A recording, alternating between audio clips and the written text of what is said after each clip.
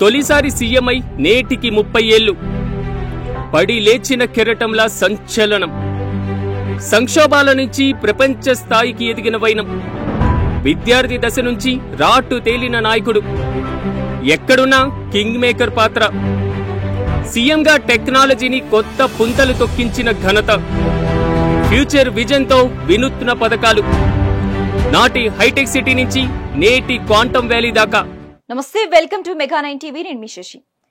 75 ఏళ్ల నవ యువకుడు, 47 ఏళ్లుగా ప్రజాసేవలో తరిస్తున్న ధన్యుడు, స్వర్గీయ ఎన్టీఆర్ ఆశయ సాధనకు కంకణబద్ధుడు ఆయనే నారా చంద్రబాబు నాయుడు. తెలుగు రాజకీయాల్లో సుదీర్ఘ అనుభవం కలిగిన నేత ముఖ్యమంత్రి నారా చంద్రబాబు నాయుడు తన రాజకీయ ప్రస్థానంలో ఓ కీలక మైలురాయిని చేరుకున్నారు. చంద్రబాబు నాయుడు తొలిసారి సీఎంగా పగ్గాలు చేపట్టి నేటికి సరిగ్గా 30 ఏళ్లవుతోంది. 4.5 దశాబ్దాల రాజకీయ జీవితంలో ఎన్నో ఎత్తుపల్లాలు చూసిన ఆయన ప్రస్తుతం 4వసారి సీఎంగా బాధ్యతలు నిర్వర్తిస్తుండటం విశేషం. ఆయన రాజకీయ నైపుణ్య చాతుర్యం ఏంటో ఇప్పుడు తెలుసుకుందాం.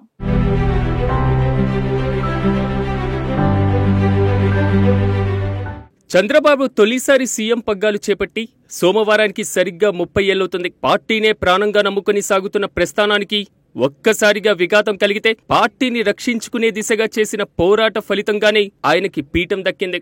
సానుకూల దృక్పథం ఉన్న వారెవరూ విఫలమైనట్లుగా చరిత్రలో ఎక్కడా లేదు. చంద్రబాబుకున్న మంచి లక్షణాల్లో సానుకూల దృక్పథం ఒకటి. అదే ఆయనకు 1999 ఎన్నికల్లో విజయం చేకూర్చిపెట్టింది.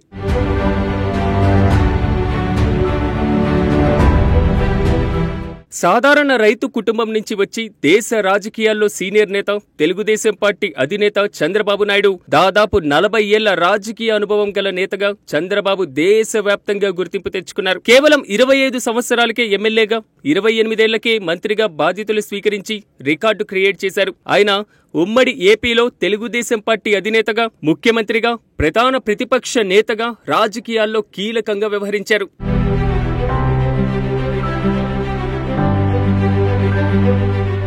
చంద్రబాబు చిత్తూరు జిల్లాలోని నారావారిపల్లె అనే చిన్న గ్రామంలో 1950 ఏప్రిల్ 20వ తేదీన ఒక సామాన్య మధ్యతరగతి రైతు కుటుంబంలో జన్మించారు. చంద్రబాబు తండ్రి నారా ఖర్జూర నాయుడు వ్యవసాయదారుడు. ఇక తల్లి అమ్మనమ్మ గృహిణి. చంద్రబాబు సొంత ఊరిలో పాఠశాల లేకపోవడంతో ఆయన 5వ తరగతి వరకు శేషాపురంలోని ప్రాథమిక పాఠశాలలో, 6 నుంచి 10వ తరగతి వరకు చంద్రగిరి ప్రభుత్వ ఉన్నత పాఠశాలలో చదువుకున్నారు. ఆయన తిరుపతిలోని శ్రీ వెంకటేశ్వర ఆర్ట్స్ కళాశాల నుంచి 1972లో BA డిగ్రీ పూర్తి చేశారు. ఆ తర్వాత శ్రీ వెంకటేశ్వర విశ్వవిద్యాలయం నుంచి ఆర్థిక శాస్త్రంలో మాస్టర్స్ చేశారు. 1974లో ప్రొఫెసర్ డాక్టర్ DL నారాయణ మార్గదర్శకంలో తన PhDని ప్రొఫెసర్ NG రంగా ఆర్థిక ఆలోచన అనేటువంటి అంశంపైన చేయాలని భావించారు. కానీ రాజకీయాలపైన దృష్టి పెట్టడంతో అతని PhD పూర్తి కాలేదు.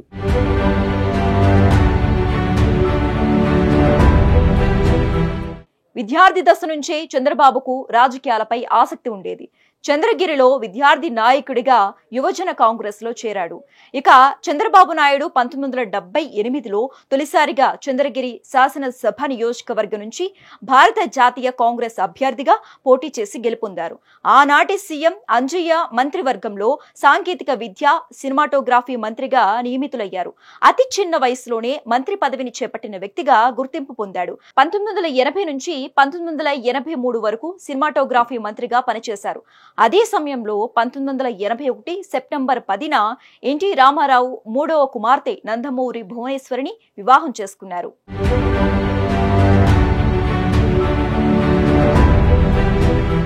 పంతొమ్మిది 1982లో ఎన్టీఆర్ తెలుగుదేశం పార్టీని స్థాపించి 1983లో జరిగిన ఆంధ్రప్రదేశ్ అసెంబ్లీ ఎన్నికల్లో విజయం సాధించారు. ఆంధ్రప్రదేశ్ శాసనసభలో అత్యధిక సీట్లు కైవసం చేసుకుంది టీడీపీ. ఈ ఎన్నికల్లో చంద్రబాబు కాంగ్రెస్ పార్టీ తరపున పోటీ చేసి ఓడిపోయారు. అనంతరం మామ నందమూరి తారక రామారావు పిలుపు మేరకు చంద్రబాబు తెలుగుదేశం పార్టీలో చేరారు. ప్రారంభంలో చంద్రబాబు నాయుడు పార్టీ పనులు, శిక్షణా శిబిరాలు నిర్వహించడం, సభ్యత్వ రికార్డులను కంప్యూటరీకరించడం ఇలాంటి పనుల్లో నిమగ్నమయ్యారు. నాదెండ్ల భాస్కర్రావు తిరుగుబాటు కారణంగా ప్రభుత్వంలో 1989 ఆగస్టు సంక్షోభ సమయంలో అతను క్రియాశీల పాత్ర పోషించారు. ఎన్టీఆర్ 1986లో నాయుడిని టీడీపీ ప్రధాన కార్యదర్శిగా నియమించారు.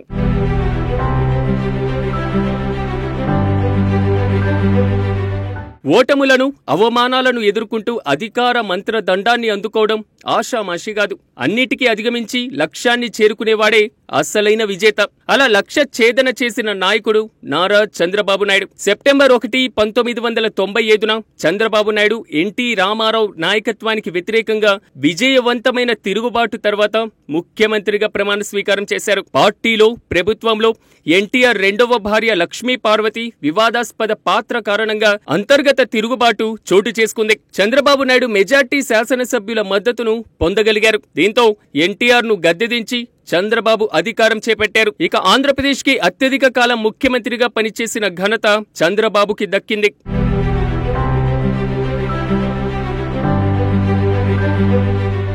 ముఖ్యమంత్రిగా బాధ్యతలు చేపట్టిన వెంటనే పరిపాలనలో వినూత్నమైన సంస్కరణలకు శ్రీకారం చుట్టారు. ప్రజల వద్దకే పాలన, జన్మభూమి, శ్రమదానం వంటి కార్యక్రమాలతో ప్రభుత్వ యంత్రాంగాన్ని ప్రజలకు చేరువ చేశారు. ప్రత్యేకించి సాంకేతికతపైన ఆయనకున్న ముందు చూపుతో హైదరాబాద్ లో హైటెక్ సిటీ నిర్మాణానికి పునాదులు వేశారు. ఇక ఐటీ రంగంలో ఉమ్మడి ఆంధ్రప్రదేశ్ ను ప్రపంచ పటంలో నిలబెట్టింది ఆయన హయాంలోనే ఏర్పాటైన డ్వాక్రా సంఘాలు గ్రామీణ మహిళల ఆర్థిక స్వావలంబనకు బాటలు వేశాయని విశ్లేషకులు పేర్కొంటారు.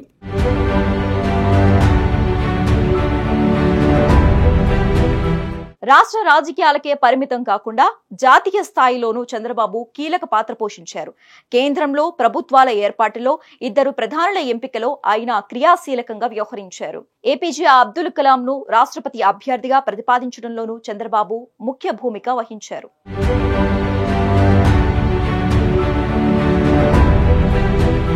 1999 రాష్ట్ర శాసనసభ ఎన్నికల్లో చంద్రబాబు నాయుడు తన పార్టీని విజయ పదంలో నడిపించారు. రాష్ట్ర అసెంబ్లీలోని 294 సీట్లలో 180 స్థానాలను సాధించారు. అదనంగా పార్లమెంట్ ఎన్నికల్లో 42 స్థానాలకు గాను 29 స్థానాలు టీడీపీ గెలుచుకుంది. దీంతో బీజేపీ మిత్రపక్షాలలో అతిపెద్ద పార్టీగా, లోక్సభలో 4వ అతిపెద్ద పార్టీగా తెలుగుదేశం పార్టీ అవతరించింది. తిరిగి అధికారంలోకి వచ్చిన తర్వాత బలమైన ఎన్నికల ఆదేశాన్ని పొందిన మొట్టమొదటి ఆర్థిక సంస్కర్తగా మీడియా ఆయన్ను కీర్తించింది.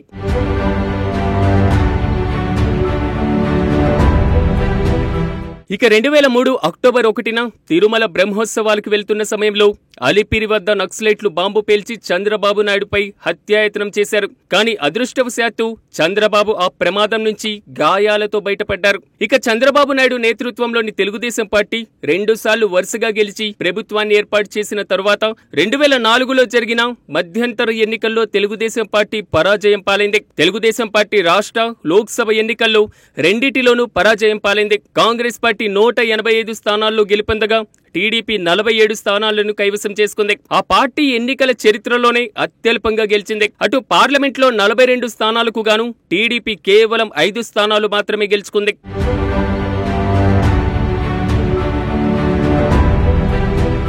ఇక 2004, 2009 ఎన్నికల్లో వరుస ఓటముల తర్వాత 10 ఏళ్ల పాటు ప్రతిపక్ష నేతగా కొనసాగారు చంద్రబాబు. ఆ సమయంలో ప్రజా సమస్యలపైన పోరాటం చేస్తూ పార్టీని బలోపేతం చేసే దిశగా రాష్ట్ర వ్యాప్తంగా పాదయాత్ర చేపట్టారు. రాష్ట్ర విభజన అనంతరం 2014లో నవ్యాంధ్ర తొలి ముఖ్యమంత్రిగా బాధ్యతలు స్వీకరించి రాజధాని అమరావతి నిర్మాణానికి శ్రీకారం చుట్టారు.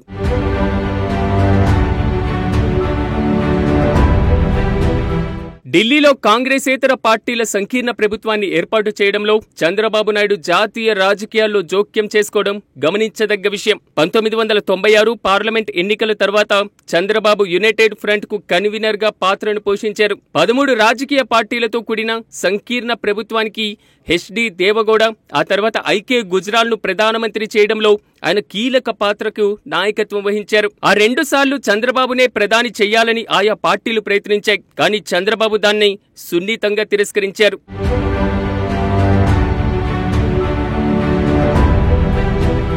పేదరికం లేని సమాజ స్థాపన దిశగా విజన్ 2020కి రూపకల్పన చేశారు. జల సంరక్షణ కోసం నీరు మీరు ప్రారంభించారు. చెట్ల పెంపకాన్ని పెంచేందుకు పచ్చదనం, పరిశుభ్రత కార్యక్రమాన్ని తీసుకువచ్చారు. ప్రభుత్వ వ్యవస్థలను సరళీకృతం చేయడం, పాలనలో పారదర్శకత తీసుకువచ్చేందుకు సుపరిపాలన తీసుకురావడం కీలకం. చంద్రబాబు విజన్ కు నిదర్శనం హైటెక్ సిటీ. ఆయన తొలిసారి ముఖ్యమంత్రి అయినప్పుడే హైటెక్ సిటీ నిర్మాణానికి బీజం పడింది. కొండలు, గుట్టలతో నిండి ఉన్న ప్రాంతంలో కేవలం 14 నెలల్లో దాని నిర్మాణాన్ని పూర్తి చేసి 1998 నవంబర్ 22న నాటి ప్రధానమంత్రి వాజ్పేయితో ప్రారంభింపజేశారు. బిల్గేట్స్ ను ఒప్పించి మెప్పించి మైక్రోసాఫ్ట్ ను భాగ్యనగరానికి తీసుకువచ్చారు. ఇటీవల ఎన్నికల్లో ఘన విజయంతో 4వ ముఖ్యమంత్రి పీఠాన్ని అధిష్ఠించిన ఆయన ప్రస్తుతం నవ్యాంధ్ర పునర్నిర్మాణ బాధ్యతలను నిర్వర్తిస్తున్నారు.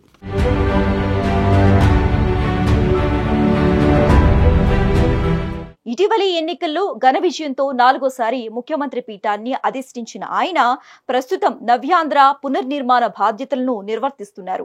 1995 సెప్టెంబర్ 1న చంద్రబాబు ముఖ్యమంత్రిగా బాధ్యతలు చేపట్టారు. ఇది జరిగి నేటికి 30 ఏళ్లు పూర్తవుతోంది.